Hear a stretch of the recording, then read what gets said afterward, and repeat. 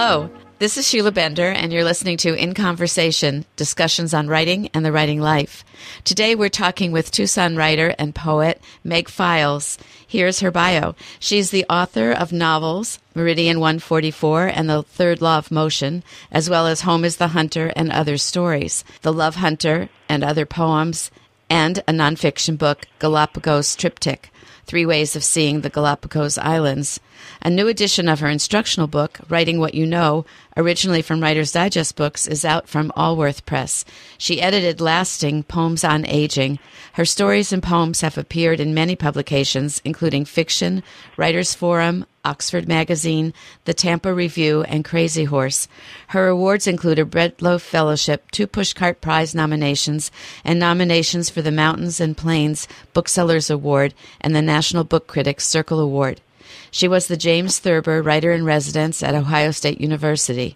She teaches creative writing, directed the Pima Writers Workshop in Tucson for 28 years, and was a faculty member of the Writing at Real Writers Conference for 17, in addition to speaking and teaching at writers' gatherings nationwide. She directs the Tucson Festival of Books, Literary Awards, and Masters Workshop. Welcome, Meg. It's great to be here, Sheila. I'm very happy to be talking to you, and I have lots of questions. You write in so many genres, and you have so much experience being a writer in residence and being a teacher and being the head of a wonderful program at the Tucson Book Festival. There's so much to talk about. I've read so many of your books, so it's really a pleasure to be able to talk directly with you about my many questions about writing. So let's start with the fact that you have been teaching and writing for decades, and I'm wondering what lessons you've learned that you consider the most important ones. Well, I know that many writers find it difficult to have the energy for their own work when they're devoting all their time to their students' writing, and that's certainly true for me as well. At the same time, though, I find inspiration in my students' dedication and even their passion for storytelling.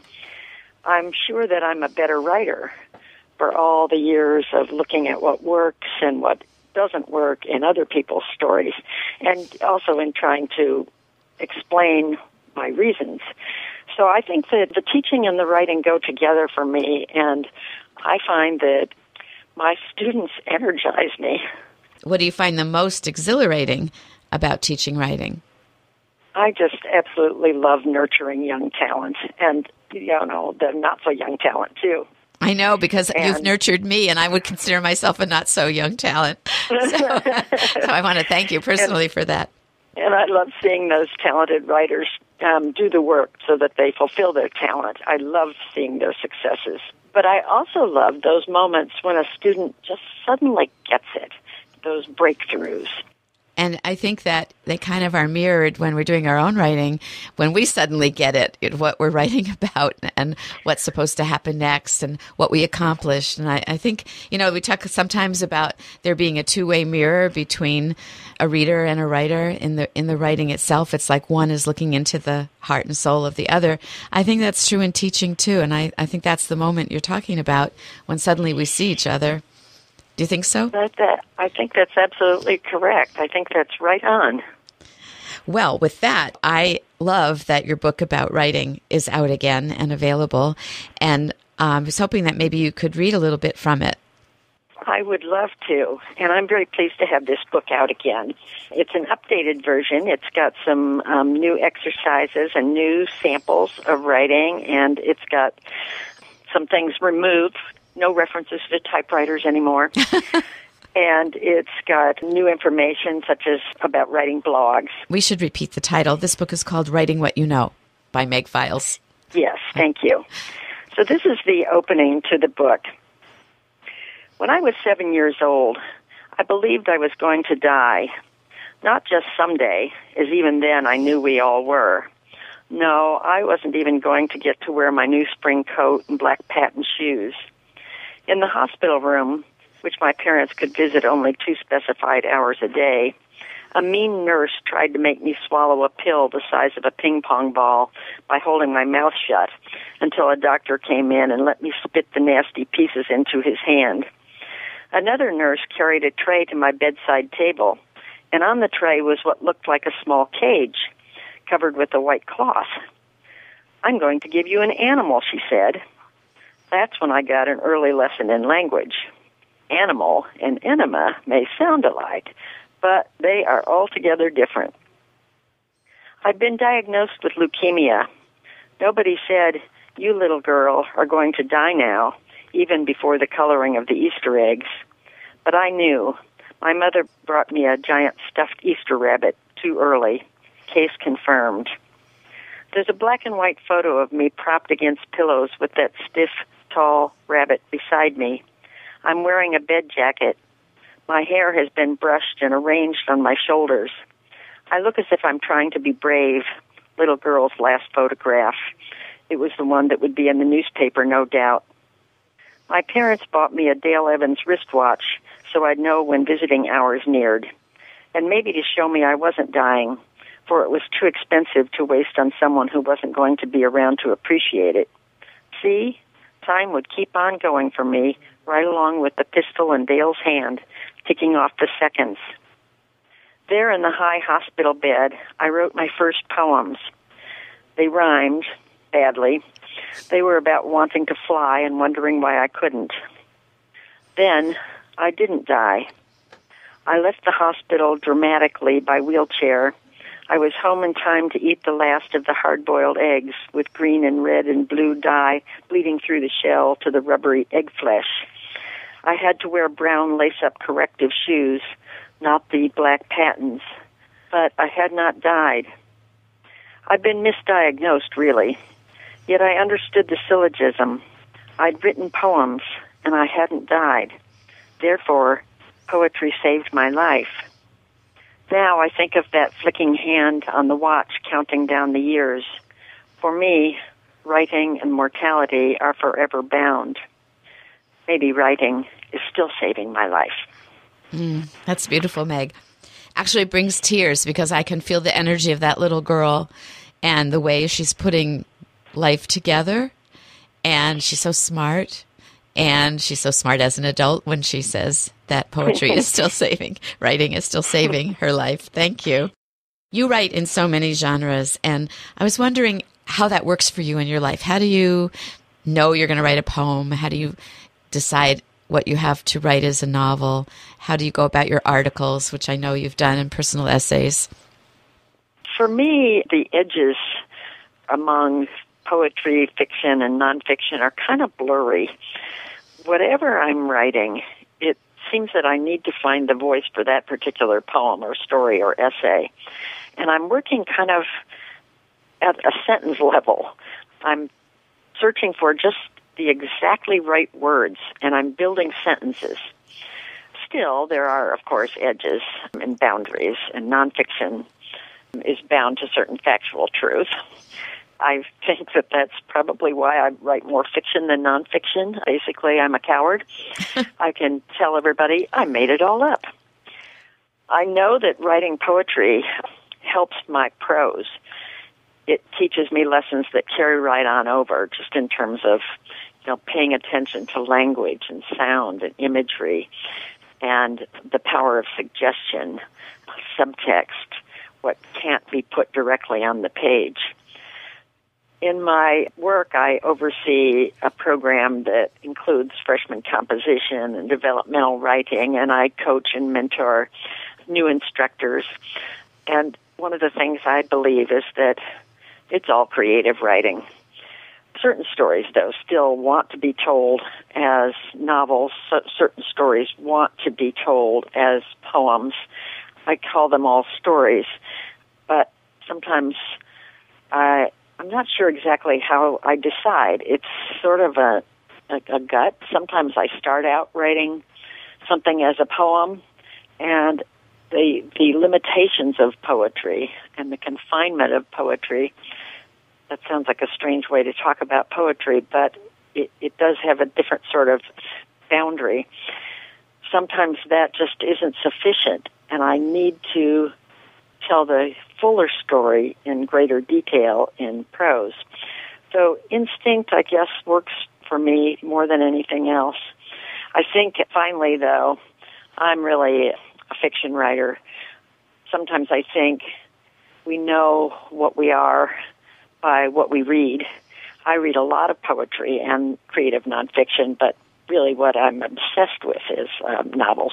Thank you. And it is good to hear that someone as steeped in teaching and writing as you are feels blurry edges, because I think as time's going on here and people are experimenting with forms that seem new but are probably old, fragmented writing, for instance, the prose poetry, those edges are ever increasingly blurred, and yet sometimes we're compelled to write short and sometimes long. Sometimes you can excise something right out of a longer piece, and there it is, a piece of flash fiction or nonfiction. Have you ever had that experience?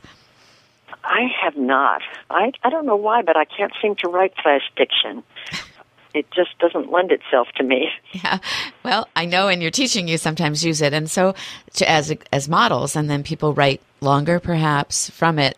It's interesting how we use genres even that we might not write in for inspiration. I want to ask you, speaking of fiction, your first novel and your last novel are so different in terms of subgenre.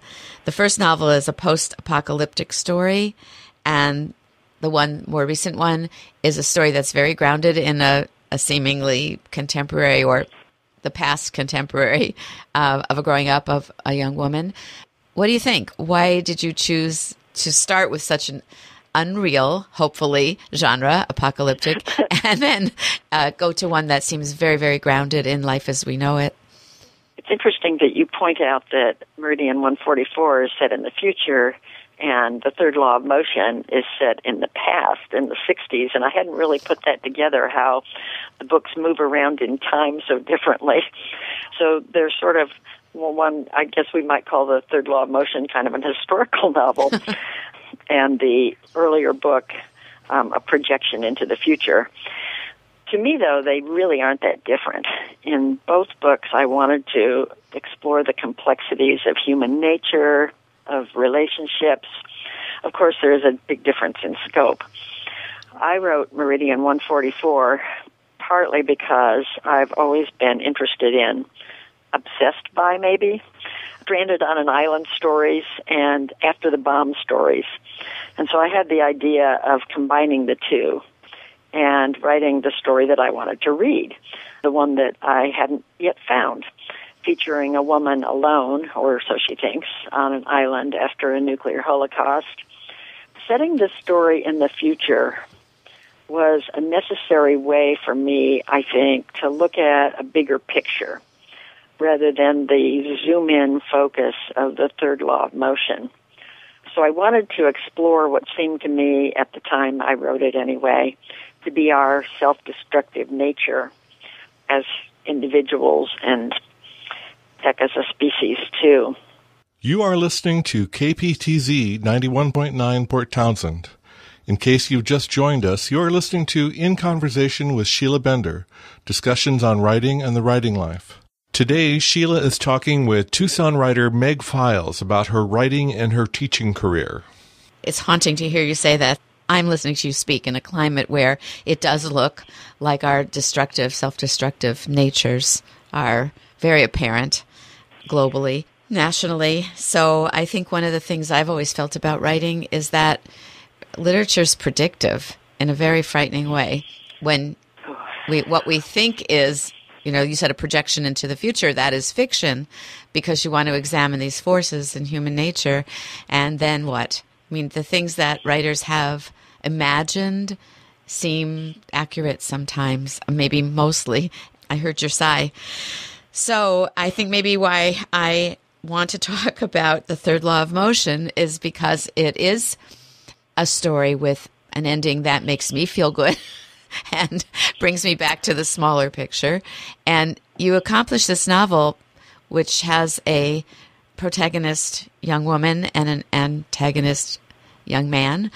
And you accomplish the novel by alternating chapters. Her chapters are in the first person and his chapters are in the third person, which makes for a really good read. And I'm wondering if you could just talk a little bit about how you decided to do that and what you think the outcomes were for you as a writer.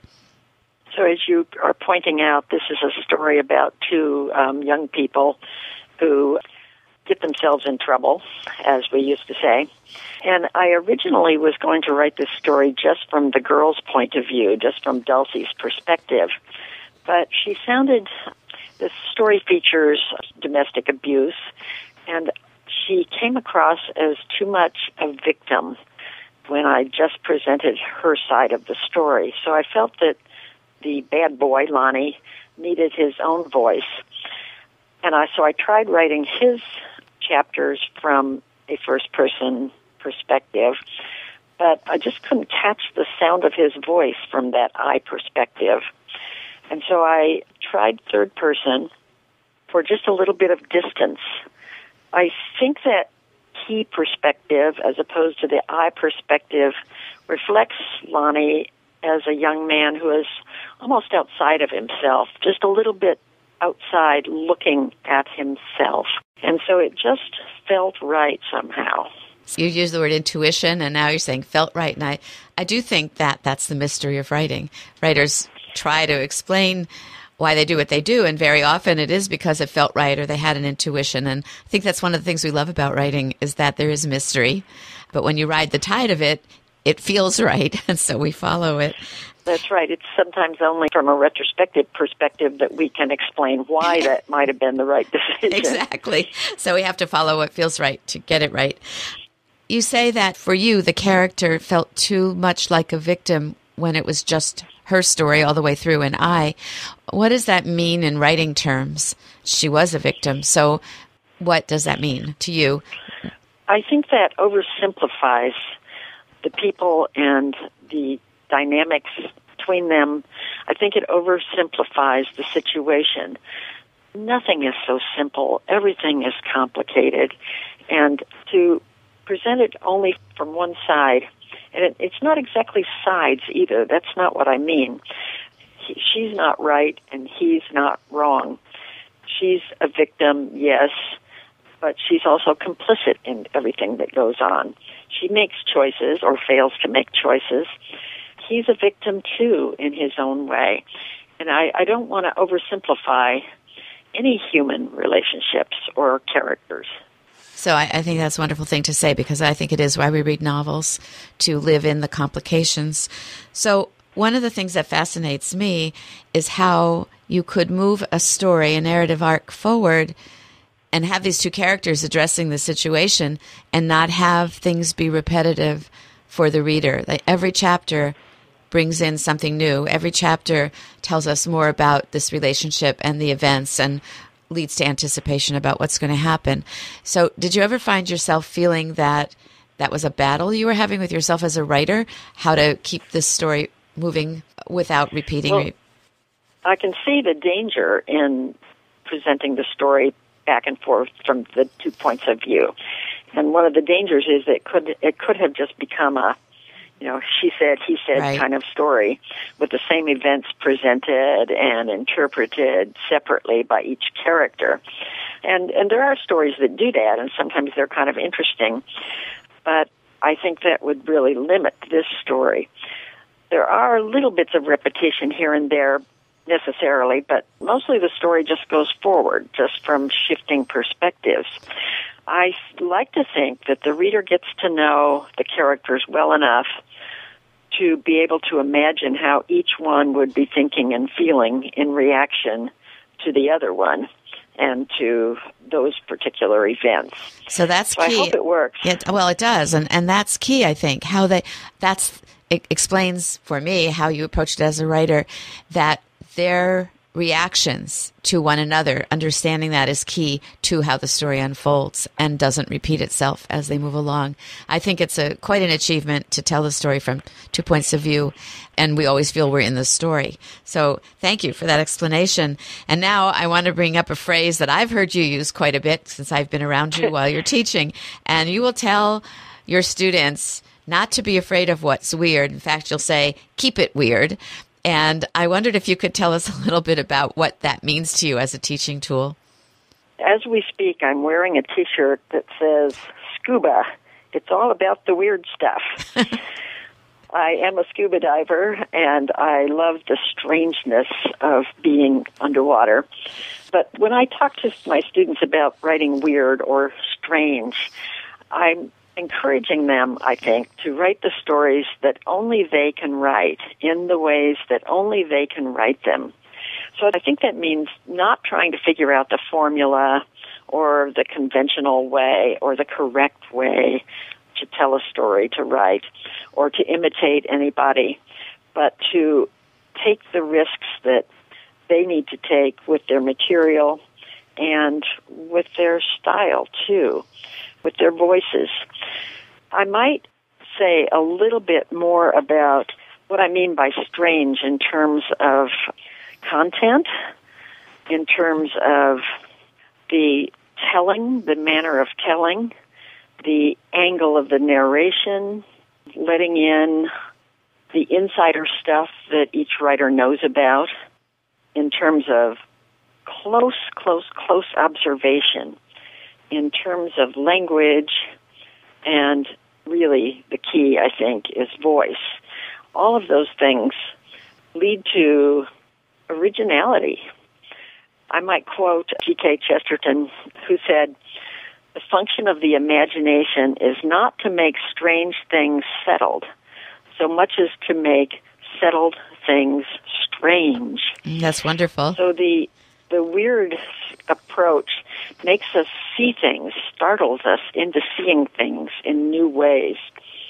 I wanted to read just a little bit more here, not from my work, but from something that Carolyn Kaiser, poet, wrote in her foreword to a book called On Poetry and Craft by Theodore Roethke. She had been Roethke's student. She said, "The most important thing Roethke ever said to me was after class when another student was very critical of some eccentric thing I had done, and Ted admonished him, 'You want to be very careful when you criticize something like that because it may be the hallmark of an emerging style.' He knew that our eccentricities are part of our true voice." And that's the weird stuff. Yes, and I will always remember your scuba T-shirt. And say it again, what it says. It says scuba. Scuba. It's all about the weird stuff. All right. I'm going to walk out of the studio today looking at the world that way. Thank you. Meg, do you have anything about this Keep It Strange, Keep It Weird in your book on Write What You Know? I do, and it connects with the scuba weird stuff. All right.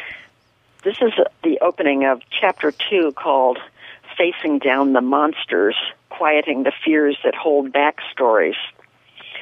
"I leaped headlong into the sea," wrote Keats on the experience of writing his long poem, Endymion, "and thereby have become better acquainted with the soundings, the quicksands, and the rocks than if I had stayed upon the green shore and piped a silly pipe and took tea and comfortable advice.